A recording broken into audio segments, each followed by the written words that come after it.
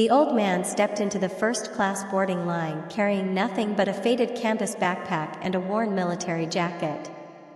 His beard was untrimmed, his boots were dusty, and his clothes made him look like someone who had spent weeks living on the streets. Several passengers frowned the moment they saw him. A woman whispered, "There's no way he belongs in first class." A businessman shook his head. Security should have stopped him already. The gate agent scanned his boarding pass, frowned, and tried again. The scanner beeped red. She looked at him with growing impatience. "Sir, this ticket isn't valid. You'll need to leave the boarding area." The old man didn't argue. He simply smiled and asked, "Would you mind checking it one more time?" She sighed loudly so everyone could hear. "I already checked." "You're holding up the line." A few passengers laughed while someone quietly pulled out a phone to record the scene. Within seconds, an airport security officer walked over. "Sir, I'm going to ask you to step aside." The old man calmly handed him the boarding pass. The officer looked at it for only a moment before handing it back. "Looks fake to me." The old man slowly shook his head. "It isn't fake. The system was changed."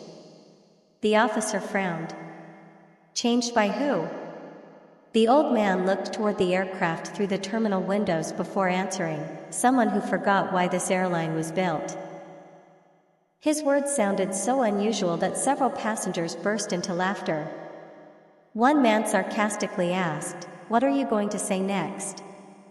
That you own the company?" The old man didn't react to the jokes. He simply replied, "I never said that. But someone inside this airport knows exactly who I am." The confidence in his voice briefly silenced the crowd, but only for a moment before the mocking started again. The gate agent finally lost her patience. "That's enough. Security, please remove him from the first-class area." Two officers gently took hold of his arms. The old man offered no resistance. As they escorted him away, he took one last look at the aircraft with an expression that wasn't angry, it was disappointed. Just before they reached the exit, a black luxury SUV stopped outside the terminal entrance. A sharply dressed executive stepped out in a hurry, surrounded by assistants. The moment he looked through the glass and saw the old man being escorted away, his face turned completely pale. Without saying a word, he broke into a run toward the security checkpoint, shouting loudly enough for everyone in the terminal to hear, "Stop!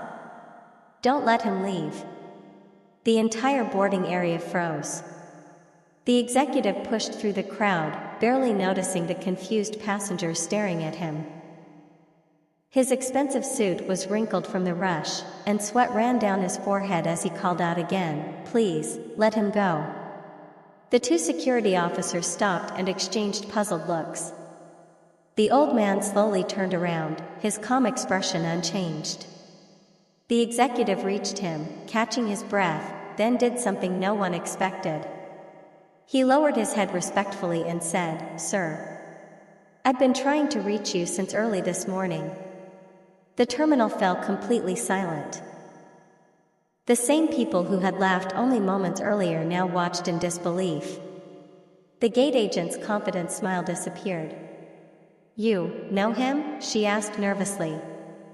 The executive looked at her with disbelief. "Know him? Without this man, none of us would even have jobs here." The passengers looked back at the old man with completely different eyes, but he didn't seem interested in proving anyone wrong. "It's all right," he said quietly. They were only doing what they believed was right. The executive shook his head. "No, sir. They judged you before they even asked your name." The security officer slowly released his grip and stepped back. "I'm sorry," he said sincerely. The old man gave him a small nod. An apology means something when it's honest. Just then, the gate agent nervously picked up the boarding pass again and scanned it one more time. This time, the scanner flashed bright green.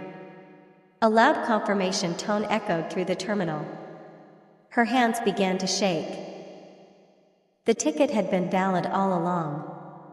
Before anyone could speak, the executive received a phone call. He answered, listened for a few seconds, and his expression turned serious. Covering the phone, he looked directly at the old man.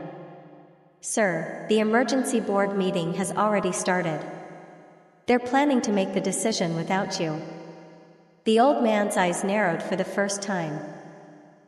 He slowly slipped the boarding pass back into his pocket and said, "Then I guess it's time they remembered who gave them this airline." Every person in the terminal stood frozen as the old man calmly walked toward the executive, leaving behind a crowd that had just realized they had judged the most important passenger in the building. The executive opened the rear door of the waiting SUV, but the old man stopped him with a raised hand. "No," he said quietly. "We'll walk." The executive understood immediately. As they crossed the terminal together, employees who had ignored the old man only minutes earlier now stepped aside in complete silence. Some lowered their heads in embarrassment. Others whispered, trying to figure out who he really was. The gate agent stood frozen behind the counter, unable to believe what had just happened. The old man paused beside her. She struggled to speak. "Sir, I'm so sorry." He looked at her for a long moment before replying, "Never apologize because someone turned out to be important. Apologize because they were treated unfairly." Tears filled her eyes as his words hit harder than any punishment could have. Inside a private elevator, the executive finally broke the silence. "They thought you wouldn't come today," he admitted. "They've already prepared the vote." The old man gave a faint smile. "That's exactly why I came without calling anyone." The executive looked confused. "You wanted this to happen?" The old man nodded. "I wanted to know whether this company still respected people, or only expensive suits." He reached into his worn backpack and carefully removed a small leather folder that looked decades old. Inside were the original incorporation papers of the airline, signed by his own hand more than 30 years earlier. Attached to them was a controlling ownership certificate that had never been transferred. The executive stared at the documents in disbelief. "They've been trying to force you out, without realizing you still hold the deciding vote." The elevator doors opened onto the executive floor, where heated voices echoed from the boardroom. One director was already saying, "Once the vote passes, the old founder will never have another chance to interfere." Several board members nodded confidently, convinced the meeting was already won. Outside the glass doors, the old man quietly adjusted his faded military jacket, took a slow breath, and rested one hand on the brass handle. The executive looked at him and whispered, "They're about to learn the truth." The old man gave a calm smile, pushed the door open, and every conversation inside the room came to an abrupt stop. One director looked up, his face draining of color as he whispered, "That's impossible." Every eye in the boardroom locked onto the old man as he stepped inside with steady confidence. The room that had been filled with loud debate fell into complete silence. Several directors exchanged nervous glances, while others looked at the executive standing beside him, searching for an explanation. At the far end of the table, Chairman Richard Caldwell forced a smile that didn't reach his eyes. "Well, this is certainly unexpected," he said, trying to sound composed. "We were told you had retired from company affairs." The old man slowly placed his worn backpack on the conference table. "Retirement doesn't erase responsibility," he replied. "Especially when the people trusted to protect something begin protecting only themselves." The words landed like a hammer. No one dared interrupt. Caldwell cleared his throat and tried to regain control. "With all due respect, times have changed. This company has grown beyond old traditions."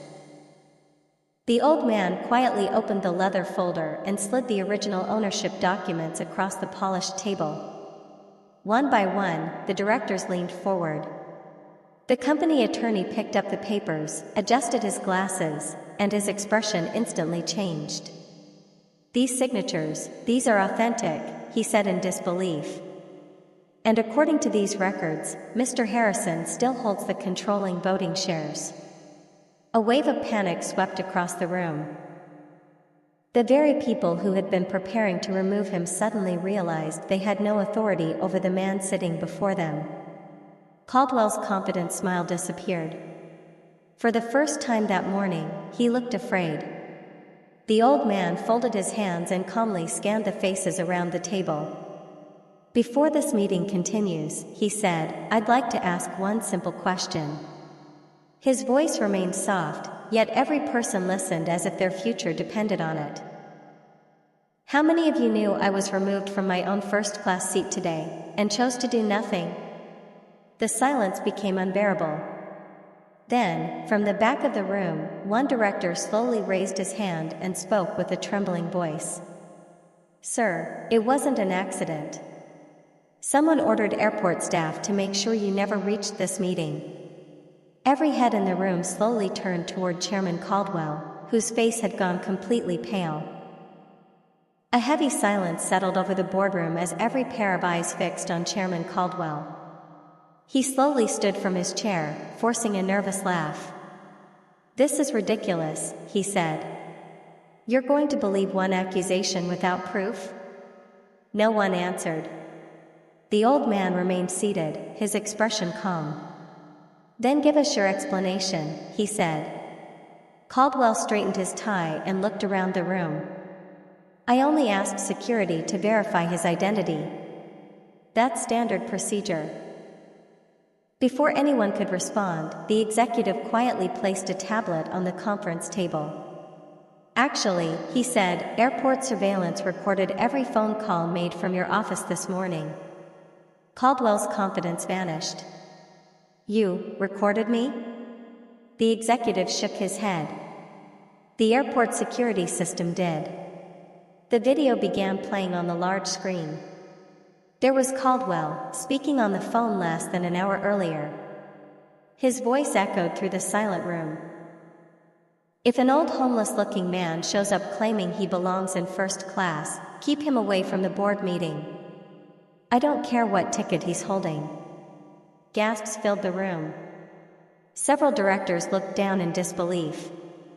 The gate agent and the security officers had simply been following instructions they believed came from legitimate authority. The old man watched the video without anger.